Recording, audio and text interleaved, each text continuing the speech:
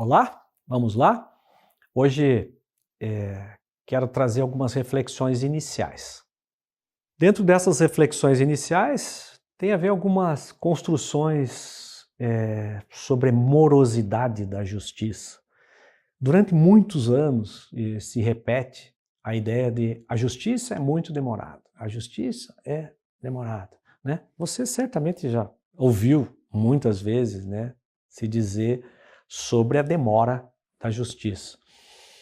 Efetivamente, esse não é um privilégio brasileiro, porque no mundo todo nós temos algumas situações em que demandam um sequenciamento de atos para garantir alguns princípios, como devido processo legal, contraditório, ampla defesa, e, portanto, a justiça, ela tem sido demorada, não só no Brasil, mas no mundo. Trago aqui uma reflexão inicial, quero compartilhar com você agora a ideia de Rui Barbosa. O que dizia o nosso mestre Rui Barbosa?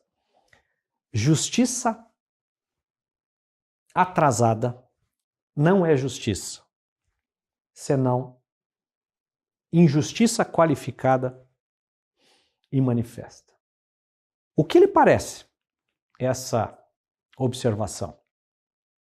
Se nós pegarmos historicamente, nós vamos ver que no Brasil, aquilo que se denomina a crise do sistema judiciário tem passado como um dos pontos fundamentais dessa crise a ideia da justiça atrasada. Justiça atrasada não é justiça, senão injustiça qualificada e manifesta. Quando que Rui Barbosa teria afirmado isso? Vamos pôr um ponto de interrogação. Os problemas da justiça, eles não são novos. Basta lembrar lá em 1920, Rui Barbosa também faz a afirmação de que, de tanto ver triunfar as nulidades, de tanto ver crescer a injustiça, de tanto ver agigantarem-se os poderes nas mãos dos maus, o homem chega a desanimar da virtude, rir-se da honra e ter vergonha de ser honesto. Isso ele escreveu em 1920. O que lhe parece? Parece alguma coisa atual nos dias de hoje?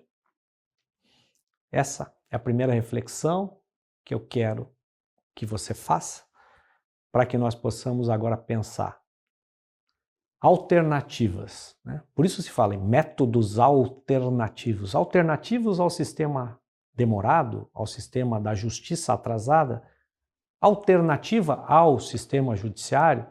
Vamos pensar e vamos tentar caminhar agora, conhecendo um pouquinho mais da conciliação, um pouquinho mais da mediação e dos métodos consensuais.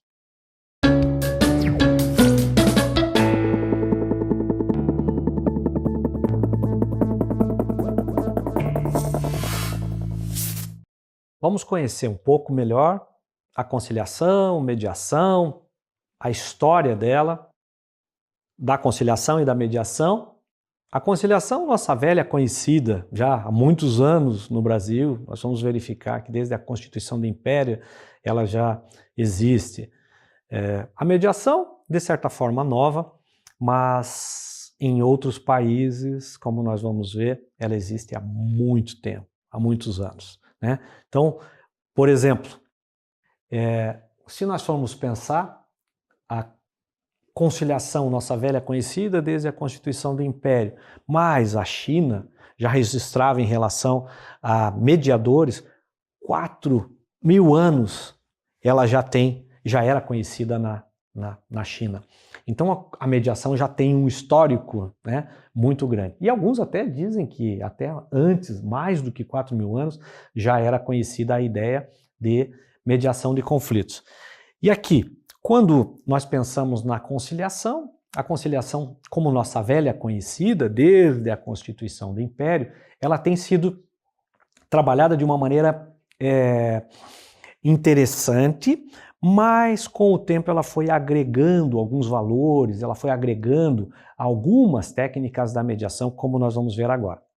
Uma evolução interessante que eu gostaria que vocês analisassem é o histórico dos juizados especiais. Então, Os juizados especiais de pequenas causas, né?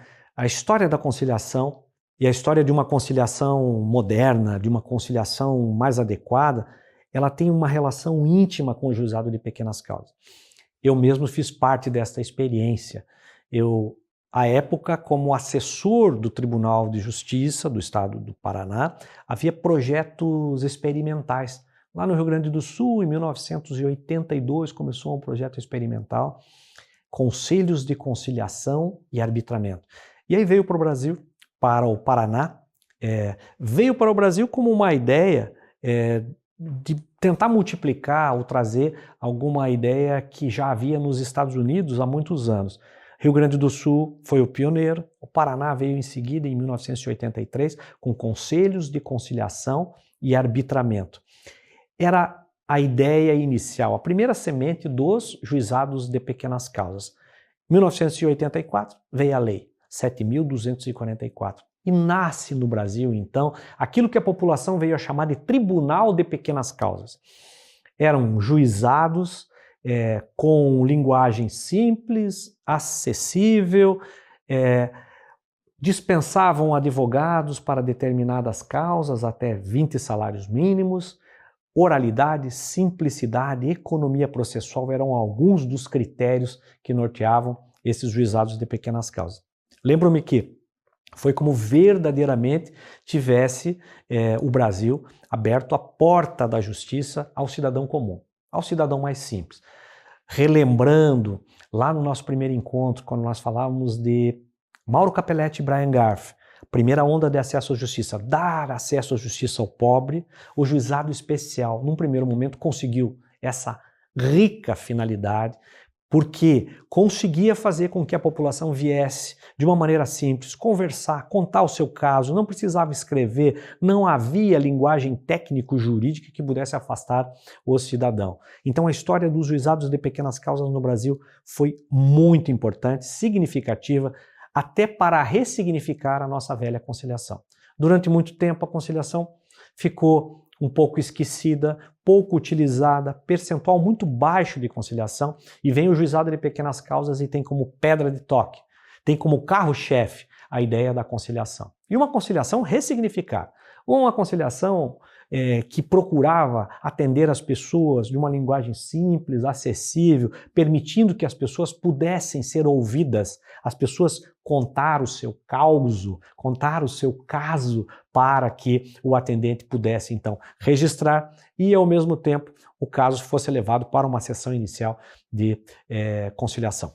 O tempo foi passando, o juizado de pequenas causas deu um resultado significativo, adveio a nossa Constituição da República, promulgada a Constituição da República de 1988, lá no artigo 98, fez uma previsão especial de que o Brasil deveria criar juizados especiais. Agora não mais de pequenas causas, mas para causas de menor complexidade. E também no aspecto criminal para infrações de menor potencial ofensivo. Lá no artigo 98, inciso 1, a Constituição, então, há a constitucionalização daquela ideia inicial, pioneira, dos juizados de pequenas causas. Agora com nova terminologia, juizados especiais cíveis e criminais. Começa então 1995, vem a Constituição de 88 e aí em 1995, demora um tempo até que o artigo 98 seja regulamentado, daí vem a Lei 9.099 de 1995 e cria no Brasil os juizados especiais cíveis e criminais. A partir daí, abrem-se as portas do cidadão brasileiro para os conflitos. Todos os conflitos de menor potencial ofensivo, os conflitos que tivessem, portanto, possibilidade de ter uma solução mais ágil, não só pequenas causas, mas conflitos de menor potencialidade ofensiva na área criminal e de menor complexidade passam a ser atendidos pelos juizados especiais. Essa tendência de juizados, ela acaba se ampliando e aí o Brasil ingressa numa fase muito promissora de procurar criar alguns microsistemas, como o microsistema de juizados especiais, como dizia a nossa querida professora Ada Pellegrini Grinover, um microsistema que pudesse, de uma maneira simples, de uma maneira mais informal, de uma maneira menos técnica, propiciar uma solução adequada para os conflitos. Então, vejam lá, 1984, nasce o Juizado de Pequenas Causas. Advém a Constituição da República de 88 e constitucionaliza a ideia de juizados especiais. Agora, não só para atender pequenas causas, mas também para atender causas de menor complexidade e infrações de menor potencial ofensivo. Vem a lei e regulamenta o artigo 98, inciso 1 da Constituição, Lei 9.099, de 1995. E a sequência, e aí nós entramos nessa ideia de microsistemas. Até que vem lá a ideia de juizados especiais federais. Vem a resolução 125 do Conselho Nacional de Justiça, a que já fizemos breve referência em conversa anterior. E nós vemos consolidado no Brasil uma ideia de abraçar a solução de conflitos de uma maneira variada, abrindo-se um portfólio de possibilidades de solução de conflitos dentro do próprio sistema judiciário. Interessante que a primeira ideia de solução alternativa de conflitos era ser uma alternativa ao sistema judiciário.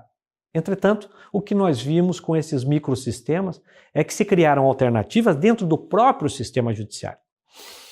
Um dia até teve um professor num debate e ele me perguntava, Bacelar, você não acha que essa ideia de propiciar solução de conflitos deveria estar fora do sistema judiciário? Você concorda que isso deveria estar fora do sistema judiciário? E eu, até certo ponto, concordei com o professor e disse que o ideal seria que verdadeiramente essa solução alternativa se desse fora do sistema judiciário. Mas eu lembrei a ele que existe uma cultura de ainda levar os conflitos ao sistema judiciário. Já tivemos no Brasil mais de 100 milhões de causas em estoque. Isso significa dizer que a população procura ainda o sistema judiciário. Os advogados levam as causas ao sistema judiciário com muita intensidade. Há uma judicialização de relações sociais. Fiz breve referência em conversa anterior, que é costume da população levar os seus conflitos ao sistema judiciário. Relatei a história de uma mãe que veio me trazer o filho porque não dava conta do moleque, 8 anos de idade, como se coubesse ao juiz fazer alguma coisa em relação à educação dessa criança. E assim proliferaram-se conflitos dentro desse sistema. E o que eu respondi ao professor? O ideal seria que fosse fora do sistema judiciário, sim, verdade. A solução deveria ser verdadeiramente alternativa. Alternativa ao sistema estatal, ao sistema oficial de resolução de conflitos. Entretanto, a cultura brasileira, ela implica em uma condição de que cabe ao Estado, se a população culturalmente ainda procura o sistema judiciário, cabe ao Estado promover soluções adequadas dentro do sistema também. E, portanto, essa tem sido a ideia. Estes microsistemas, juizado de pequenas causas, depois juizados especiais, depois juizados especiais federais. Agora, nós temos juizados especiais estaduais da Fazenda Pública e assim esses microsistemas, eles proliferam. Isso é positivo para o sistema, na medida em que você cria um portfólio de possibilidades de solução adequada dos conflitos. A política judiciária de tratamento adequado dos conflitos, imposta pela Resolução 125 de 2010, promove exatamente isso. A ideia de uma prevenção de conflitos, a ideia de dar solução adequada aos conflitos dentro ou fora do sistema judiciário. O tempo passa, essa evolução continua. Há muitas discussões no Congresso Nacional e, até um ponto de haver essas discussões no Congresso Nacional, advém a lei de mediação, advém as reformas do Código de Processo Civil.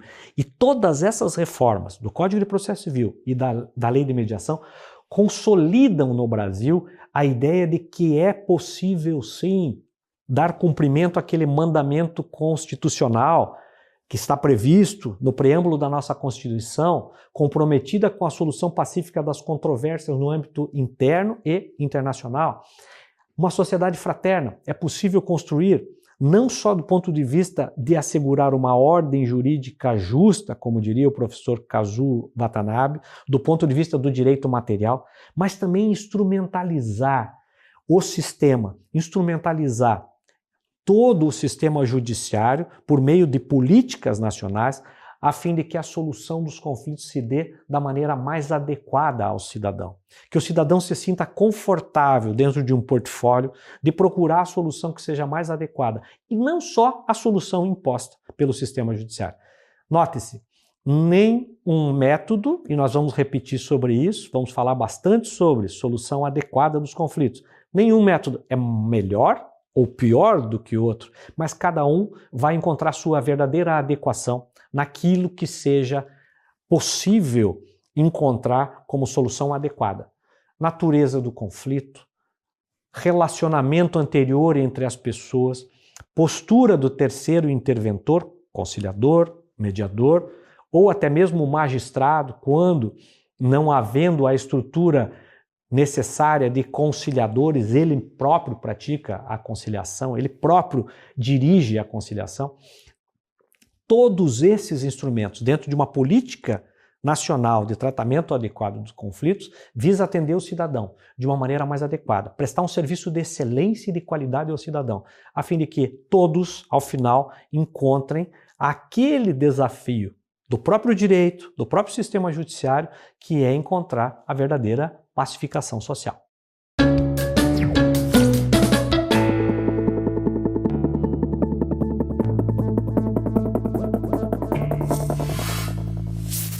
Agora nós vamos falar um pouquinho, ainda em termos introdutórios, sobre a arbitragem e a origem da arbitragem. É interessante porque logo depois das ordenações no Brasil, lá, ordenações manuelinas, e aí vem as ordenações filipinas, já começa a aparecer a ideia da arbitragem. Então a arbitragem surge lá nas ordenações filipinas. E como a conciliação também é prevista na Constituição do Império. Então veja que nós estamos tratando de institutos muito antigos e que hoje estão reaparecendo no sistema. Hoje estão sendo consagrados nas leis mais modernas, estão sendo consagrados em resoluções, buscando sempre a ideia de solução pacífica das controvérsias. Conciliação, mediação e arbitragem. Vamos falar um pouquinho então da arbitragem. O que nós podemos ver em relação à arbitragem? Como eu disse, Constituição do Império, 1824, tinha sua previsão. Antes, ordenações filipinas já trabalhavam com a ideia da arbitragem. Código Comercial, 1850, já trazia algumas ideias da mediação sendo utilizada nas relações comerciais. E assim foi. Se nós pegarmos um retrospecto da arbitragem, ela foi aparecendo em várias situações, inclusive muito próximas à ideia de aproximar o juiz e o árbitro na solução dos conflitos. E nós vamos ver que isso efetivamente aconteceu. Lá naquela lei do juizado de pequenas causas, de 1984, a arbitragem também aparece. Ela aparece com o nome de arbitragem endoprocessual, dentro do sistema de juizados especiais. Até que vem, em 1996, a Lei Geral de Arbitragem, a Lei 9.307 de 1996. Essa lei, efetivamente, revoluciona o sistema de arbitragem no Brasil. Traz novos contornos, é uma lei muito moderna e que no Brasil implanta, estimula e permite então que as partes possam se valer de árbitros e possam renunciar ao poder judiciário. Isso no Brasil é um passo fundamental para resolver um grande número de conflitos que não tinham talvez a solução adequada perante o sistema judiciário brasileiro.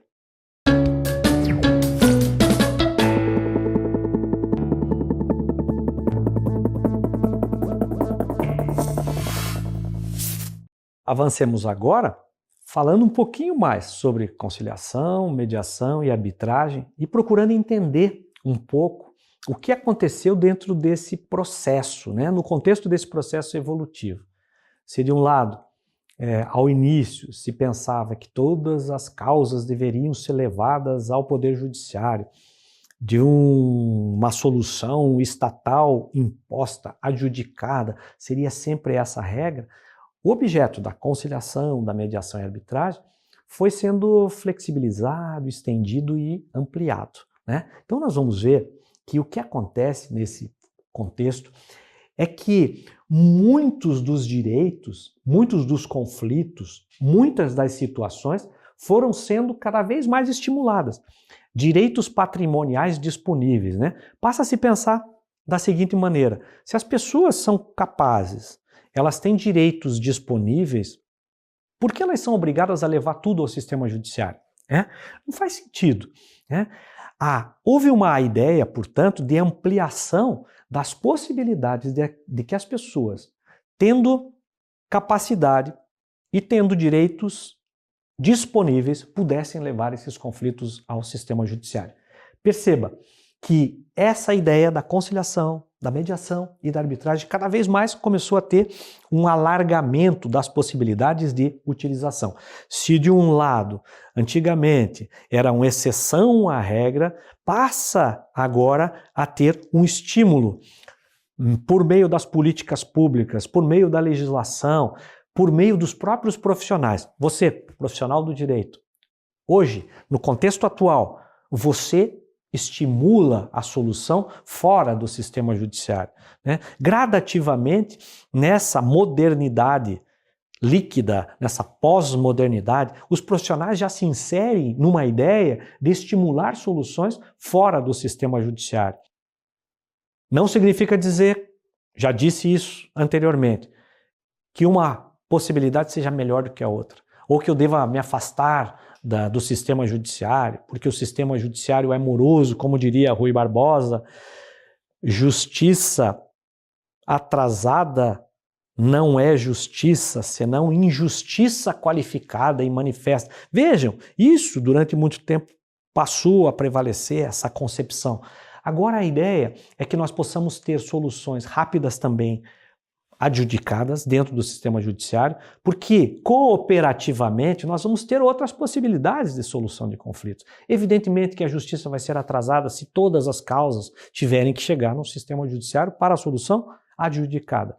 Se eu abrir um leque de possibilidades, você, profissional do direito, as políticas públicas estimularem a solução consensual de conflitos, certamente nós vamos alcançar a possibilidade de resolver em tempo razoável, um maior número de conflitos. Perceba então que esses assuntos, dentro de um campo de disponibilidade das pessoas, cada vez mais podem ser objetos da mediação, da conciliação e da arbitragem. Inclusive em relação à arbitragem, interessante, hoje prevalece até uma palavra. Se no passado a ideia era de que o sistema judiciário deveria ser prestigiado e que a arbitragem era uma exceção à regra, cada vez mais avança a arbitragem. Aquilo que a doutrina tem chamado de favor arbitrando. Se antigamente a arbitragem era a exceção, hoje a arbitragem passa a ser quase como uma regra, uma possibilidade de você utilizar a mediação, a conciliação e a arbitragem para um maior número de conflitos, né? Num primeiro momento, numa distinção básica, nós podemos dizer que conciliação e mediação, desde logo, são consensuais. E a arbitragem, grave isso, a arbitragem, na origem ela é consensual. O árbitro retira o poder da submissão da vontade das partes e, portanto, precisa haver um consenso. O árbitro só pode arbitrar desde que haja o consenso das partes, no sentido de escolher a arbitragem. Entretanto, o processo da arbitragem é um processo muito parecido com o processo judicial. É um processo probatório. E o árbitro vai ter que impor a sua decisão. Mas na origem, a arbitragem é também consensual. Vamos pensar então que os objetos, né? Objeto da conciliação, da mediação e da arbitragem. Num primeiro momento, o que eu posso dizer? Há um favor arbitrando, uma possibilidade cada vez maior que se estabelece de você levar os seus conflitos para serem resolvidos fora do sistema judicial, seja por meio da conciliação, seja por meio da mediação ou até mesmo por meio da arbitragem. São métodos extrajudiciais de solução de conflitos. Dentro da lógica do sistema, eles podem ser realizados fora do sistema ou mesmo dentro do sistema. Nos SEJUSC, Centros Judiciários de Solução de Conflitos e Cidadania, nos juizados especiais, nas varas de família, dentro ou fora do sistema judiciário. Podem ser realizados em câmaras privadas, em cartórios, no seu escritório de advocacia, se você for advogado, na sua promotoria, se você for promotor de justiça, na defensoria pública, se você for defensor. Enfim, a ideia então é que se ampliem as possibilidades de solução consensual dos conflitos. Sendo pessoas capazes, direitos disponíveis, não tem por que levar todos os conflitos ao sistema judiciário brasileiro. Espero que você tenha compreendido até agora aquilo que nós estamos fazendo dentro desse sequenciamento. Passo por passo, nós vamos conhecendo a conciliação, nós vamos conhecendo a mediação e a arbitragem como métodos que vão, concomitantemente ao sistema judiciário, permitir que se realize aquilo que o professor Kazuo Watanabe fala como acesso à ordem jurídica justa.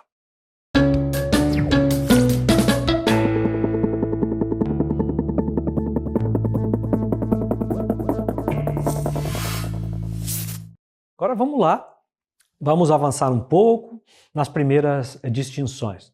Vamos procurar conhecer um pouquinho mais então agora a ideia de conciliação, de mediação, de arbitragem, as suas bases estruturantes, da onde vem o poder que assegura ao árbitro a possibilidade de julgar, da onde vem o poder que assegura ao mediador a possibilidade de julgar.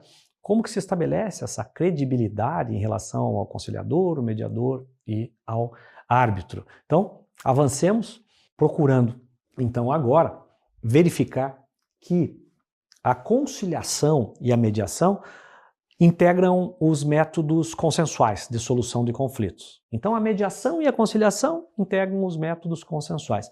A arbitragem integra os métodos adversariais. Vamos começar gradativamente compreender melhor essa distinção.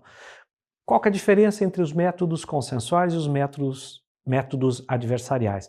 A ideia dos métodos consensuais é que ocorra aquilo que já acontecia muito antes de Cristo, que é a ideia de Sócrates. Sócrates usava o princípio da maiêutica, né? E Platão, ao descrever Sócrates, sempre dizia que ele, por ser filho de uma parteira, ele dizia que ele apenas ajudava as pessoas a parir as suas ideias, né? Então dizem que algumas vezes as pessoas diziam a Sócrates: nossa, você me ajudou, você resolveu o meu problema. E aí ele diria: só sei que nada sei, né? Ou ele diria: eu apenas fiz com que as ideias suas surgissem. Quem resolveu o problema foi você. Então, por meio do processo maiêutico, o que Sócrates fazia era perguntar, aproximar as pessoas a fim de que elas próprias, respondendo às perguntas que ele formulasse, elas pudessem encontrar a solução dos conflitos. Os métodos consensuais, eles têm essa característica, né? Aproximar as pessoas, permitir que elas próprias resolvam os seus conflitos. A arbitragem e o julgamento pelo Poder Judiciário integram os métodos adversariais. O que significa dizer em relação aos métodos adversariais? A solução se impõe a despeito e até contra a vontade das pessoas, né? É o exemplo do juiz. O juiz impõe a sua vontade, né? Claro que dentro de um processo em que respeite o contraditório, quando uma fala, a outra tem direito de falar, a ampla defesa, né, a bilateralidade de audiência, quando um fala, o outro também tem que falar, o devido processo legal, a mesma coisa acontece com a arbitragem. Qual que é a diferença? Nós já fizemos uma breve introdução em relação a essa diferença. Enquanto o árbitro retira o seu poder de um consenso prévio que advém da vontade das partes, o juiz retira o seu poder da força da lei, da vontade, da própria lei. Então, essa é a distinção. Então, parte da doutrina passa até a considerar que a arbitragem, na origem, ela é consensual, ela exige um consenso. Ou seja, o árbitro só pode julgar desde que haja o consenso das pessoas sobre a escolha da arbitragem. Entretanto, o processo vai ser um processo que vai ser adversarial. Vai ser um processo que vai colher a prova, vai ouvir as pessoas e depois vai impor uma decisão, tal qual acontece no sistema judiciário. Quando nós falamos então dessas distinções básicas, né, a conciliação, nós vimos, ela era uma conciliação que ainda não era muito bem desenvolvida no Brasil. Ela acabava sendo uma conciliação intuitiva. Uma conciliação que gerava algumas vezes até algumas impropriedades. O conciliador entrava na sala de audiência e perguntava para as pessoas, tem acordo? Não, não tem acordo. Então, peraí, mas isso é uma forma técnica de fazer uma conciliação ou mediação? Perguntar se tem acordo? Não, não é.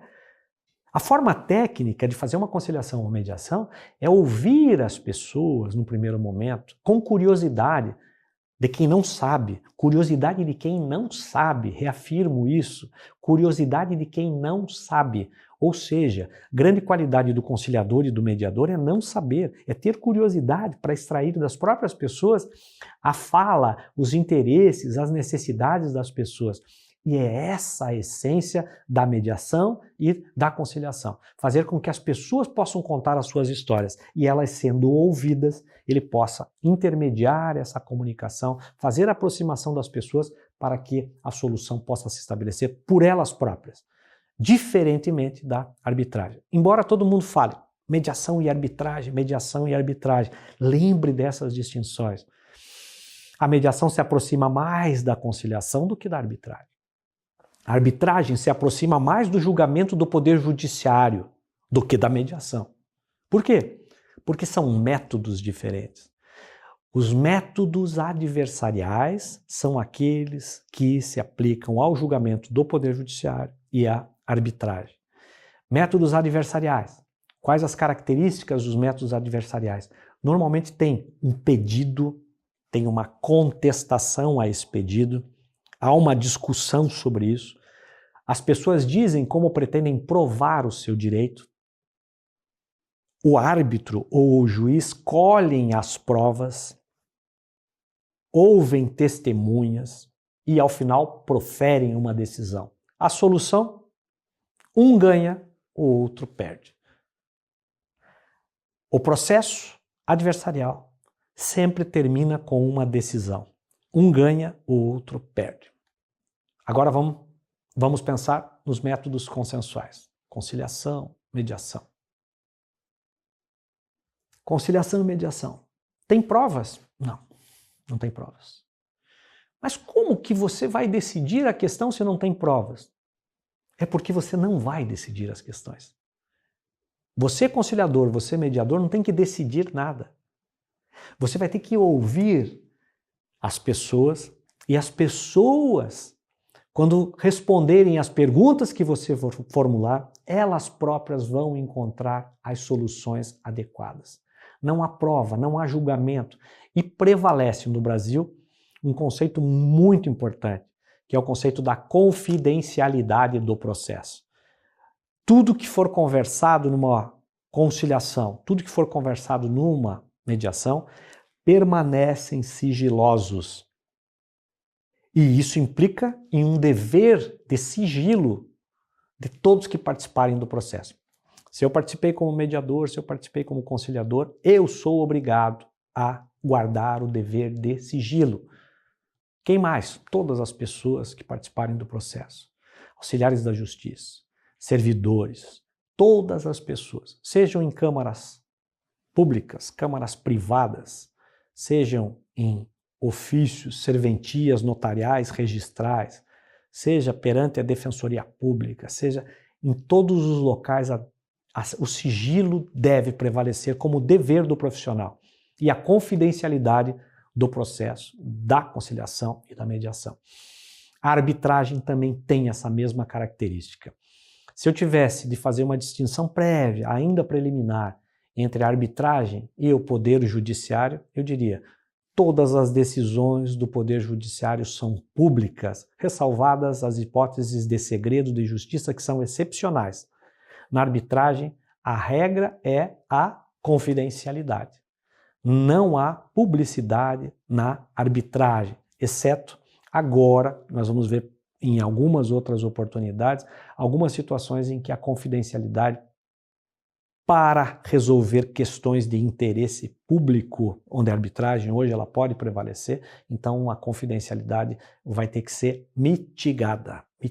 Mas a regra, a arbitragem é confidencial, poder judiciários, todas as decisões do poder judiciário são públicas, exceto aquelas excepcionais de segredo de justiça. Então essas são algumas ideias iniciais que distinguem conciliação, mediação e arbitragem.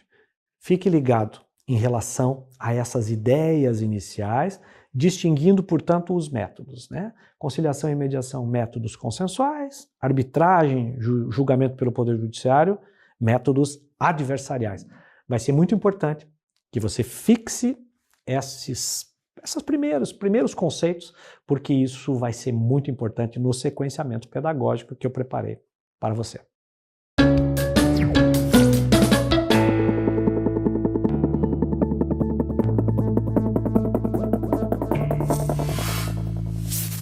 Vamos conversar um pouco mais agora sobre a ideia de acesso à ordem jurídica justa, que é aquela expressão cunhada pelo professor Kazuo Watanabe, e também uma ideia que tenho trazido de acesso à ordem jurídica justa, mas acesso à justiça também como acesso à solução adequada dos conflitos, né? O que nós temos aqui? É uma ideia que passou a prevalecer. Hoje, você profissional da pós-modernidade ou dessa modernidade líquida, como diz Zygmunt Bauman, é um profissional comprometido também com a solução pacífica das controvérsias. Há um comprometimento hoje de todos os profissionais. Não mais a solução de conflitos e o acesso à justiça é acesso ao sistema judiciário. Nós vamos ver ainda e vamos conversar em outros momentos sobre o artigo 5º, inciso 35 da Constituição da República, que é aquele que diz assim: nenhuma lesão ou ameaça a direito poderá ser subtraída da apreciação do Poder Judiciário. Essa interpretação inicial de uma leitura simples desse dispositivo pode levar ou dar a entender que todos os casos devam ser levados à apreciação do Poder Judiciário. Hoje, nós que somos os profissionais da pós-modernidade, né? Você, prestador de um serviço jurídico, você tem que perceber então que esse dispositivo tem uma interpretação diferenciada. Quando você diz nenhuma lesão ou ameaça de direito deverá ser subtraída da apreciação do Poder Judiciário, isso consagra o princípio da indeclinabilidade, não significa dizer que você, profissional, não tenha possibilidades de resolver os seus conflitos.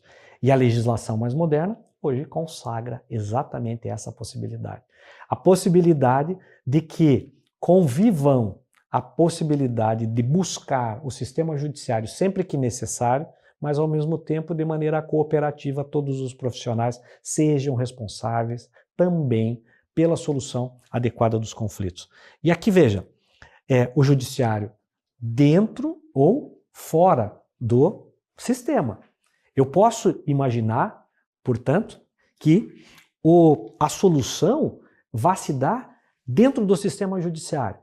Ou posso imaginar que a solução possa se dar fora do sistema judiciário, ainda que você, profissional, esteja comprometido com essa solução, dentro ou fora do sistema judiciário. O que eu posso fazer?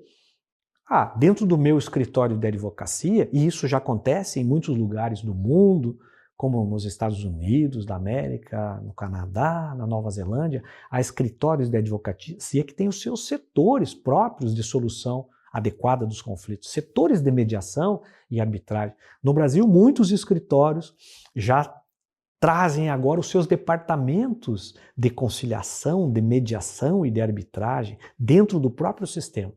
Veja que o que nós temos hoje, portanto, é a possibilidade de mobilidade de resolução de conflitos. Não mais preciso procurar o Poder Judiciário como única alternativa para solver conflitos.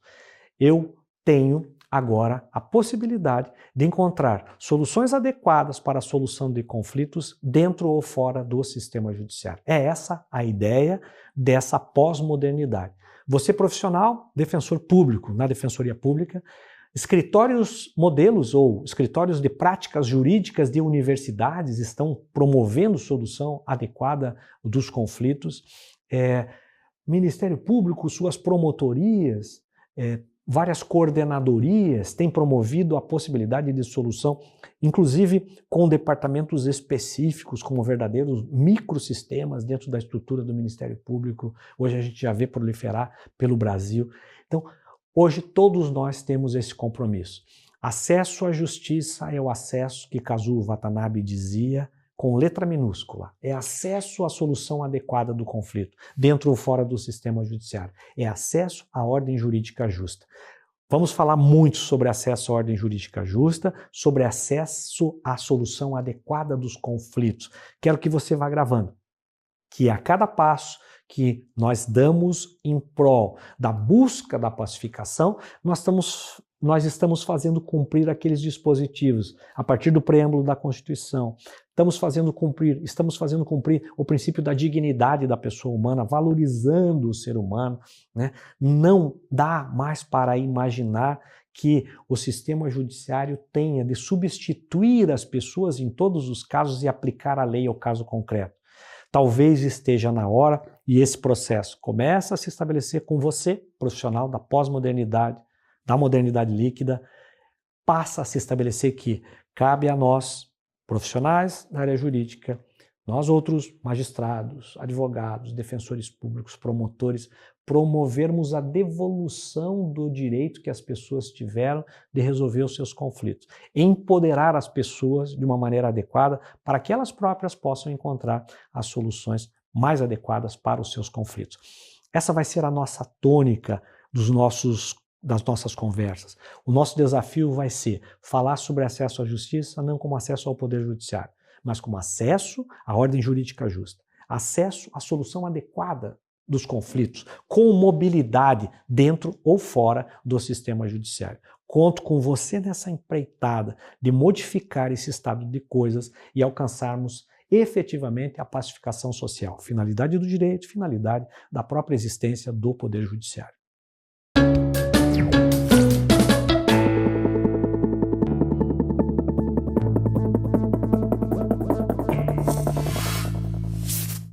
E na prática, né? O que nós esperamos que você faça? Na prática, o que nós esperamos que você faça? Inovação, criatividade, profissional da pós-modernidade, profissional da modernidade líquida. O que se espera de você? Se espera que você perceba toda essa evolução a partir daquilo que consta da nossa Constituição da República. Essa é a nossa base teórica. Se você pensar, por exemplo, que o atendimento do Estado, para que o Estado possa ter um atendimento de qualidade, o Estado não tem condições de abarcar todos os conflitos, né? Basta verificar o histórico, que nós já tivemos mais de 100 milhões de causas em estoque, a cada ano ingressando mais 28 milhões de novas causas. Se o sistema judiciário tentar resolver todos os conflitos da forma tradicional, certamente nós vamos entrar em colapso. Desafio seu, como profissional da pós-modernidade, entender toda essa lógica e, na prática, passar a desenvolver aquilo que está preconizado na Constituição da República, a busca por soluções pacíficas dos conflitos. Isso não significa de forma alguma perda da atividade, e muitos advogados ao início até pensavam, na medida em que se estimulem métodos autocompositivos, eu vou perder o meu trabalho, vou perder parte daquele trabalho meu que é o de litigar perante o Poder Judiciário. Os escritórios cada vez mais se estruturam, você precisa se estruturar para, como profissional da modernidade líquida, passa a perceber que há outras possibilidades de solução de conflitos diferente das soluções adjudicadas. Desjudicialização. A ideia da desjudicialização é uma ideia que precisa efetivamente prevalecer para que nós possamos pensar efetivamente em administração de conflitos, gerência de conflitos, transformação de conflitos, e não só a solução por meio de uma solução ganha-perde, típica dos métodos adversariais. Lembra que nós falávamos dos métodos adversariais? A solução típica é um ganha, o outro perde. Vem uma petição inicial, vem uma contestação. Colhem-se as provas, se necessário se faz uma perícia, o juiz decide, pode haver recursos, mas sempre um ganha e o outro perde. A ideia é que nós possamos, a cada tempo, a cada vez mais, trabalhar com a solução pacífica das controvérsias. A ideia é que nós possamos trabalhar com esse empoderamento, construindo uma possibilidade de administrar conflitos, não só por uma solução, mas uma solução adequada, que possa verdadeiramente atender o interesse das pessoas. Qual que é o seu papel? Profissional jurídico, nesse contexto. Para e pensa. O que você tem feito para resolver conflitos de uma maneira inovadora, de uma maneira criativa? Você continua tendo como primeira possibilidade levar o conflito ao sistema judiciário? Faça essa pergunta a você mesmo. Quais os instrumentos hoje que a legislação permite a você, como profissional, buscar dentro da própria estrutura? O que você pode fazer para encontrar a solução adequada para o seu conflito? As pessoas, quando procuram o profissional, o que elas esperam? Quais as expectativas que elas têm?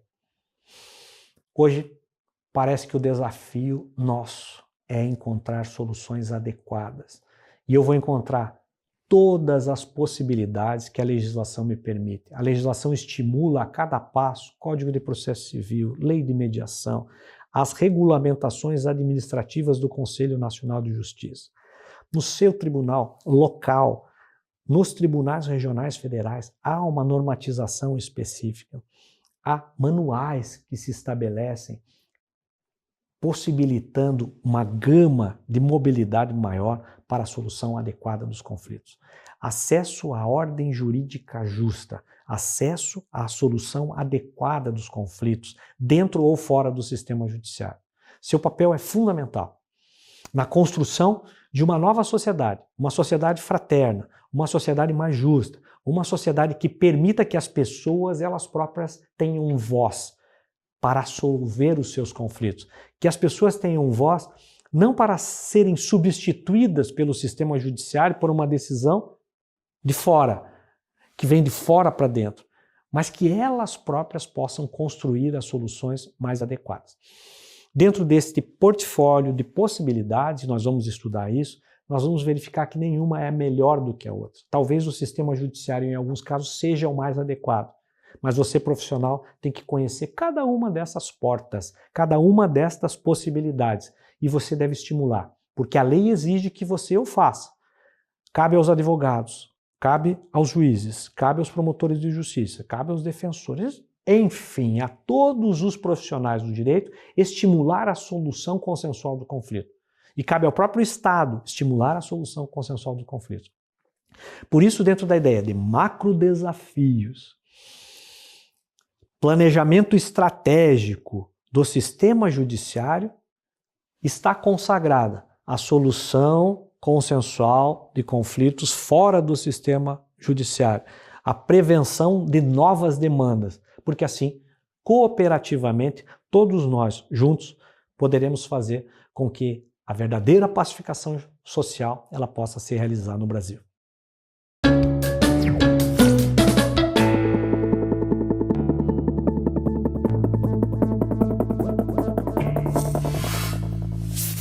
E agora? E os desafios que se apresentam? O que você pode fazer como profissional da pós-modernidade ou modernidade líquida para entrar nesse contexto de solução adequada dos conflitos. É um desafio que vai exigir alguma coisa. Sair da zona de conforto. Claro que é muito mais fácil fazer aquilo que nós já sabemos. É muito mais fácil fazer aquilo que nós já estamos preparados para fazer, aquilo que nós aprendemos nas universidades. Entretanto, é fundamental sair da zona de conforto. E sair da zona de conforto exige uma nova postura. Essa nova postura que eu quero que você tenha. Essa nova postura de você poder imaginar que é possível, sim, com o avanço tecnológico, mesmo que à distância, mesmo com plenas possibilidades de você trabalhar dentro do próprio sistema judiciário, mas o avanço tecnológico servir para que você possa se capacitar, para que você possa cada vez mais poder prestar um melhor serviço à sociedade, seja na esfera pública ou seja na esfera privada. E aqui é importante que nós tenhamos essa concepção. A inovação em modelos de serviço, a inovação em modelos de produtos, ela se destina a que nós possamos, a cada passo, melhorar como profissionais. As nossas profissões, se elas não avançarem, se as nossas profissões não se adequarem àquilo que o avanço tecnológico exige, certamente nós vamos ficar ultrapassados. Por isso o desafio seu de profissional da pós-modernidade é reinterpretar hoje a solução de conflito. A solução de conflito hoje depende de você, depende de mim, depende de todos nós de maneira cooperativa e, portanto, os acordos, as mediações, o estímulo às soluções adversariais, o estímulo às soluções não adversariais devem acontecer. O estímulo às soluções consensuais tem que acontecer a fim de que todos encontremos a pacificação social. E, portanto, o desafio é seu. Se há o avanço tecnológico, esse avanço tecnológico tem que ser colocado a serviço da solução adequada dos conflitos. Quanto mais você, profissional, sair da sua zona de conforto, vá se capacitar, aproveite a evolução tecnológica para que você possa ressignificar a sua profissão. Nós temos de ressignificar as nossas profissões e encontrar dentro dessa política pública que estimula a solução consensual o nosso local, o nosso papel, a nossa possibilidade de transformar a realidade e propiciar à população que ela tenha assegurada a ordem jurídica justa dentro da solução adequada dos seus conflitos. É esse o seu desafio, é esse o meu desafio, é esse o desafio da sociedade brasileira quando se fala em mediação, conciliação e arbitragem. É devolver para a população o poder que a população sempre teve de resolver os seus conflitos, mas agora de uma maneira técnica, adequada, com o seu auxílio, com a sua ajuda, a fim de que a pacificação verdadeiramente se estabeleça.